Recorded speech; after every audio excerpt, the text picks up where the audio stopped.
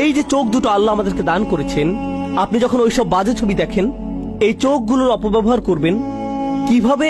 একই চোখ দুটো আল্লাহর জন্য অশ্রু ছড়াবে? একই চোখ দুটো দিয়ে কি এটা করা সম্ভব?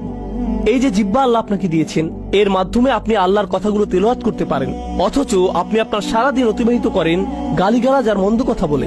এই হাত দুটো আপনি আল্লাহর সামনে তুলেন এবং রাখেন যাতে আপনি আল্লাহর সামনে দাঁড়াতে পারেন। এই একই হাতগুলো আপনি ব্যবহার করেন অভদ্র অঙ্গভঙ্গি করতে বা অন্যায় কাজ করতে। এই একই হাত। আমরা কিভাবে আমাদের নিজেদের ব্যাপারে সচেতন হব?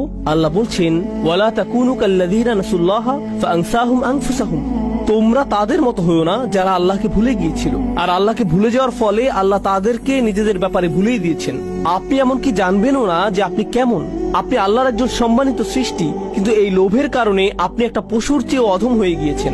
দয়া করে নিজেকে বাঁচান, নিজেকে বাঁচান। আমি আপনাকে বাঁচাতে পারবো না। আপনাকে বাঁচানোর চেষ্টা আপনার নিজেকেই করতে হবে।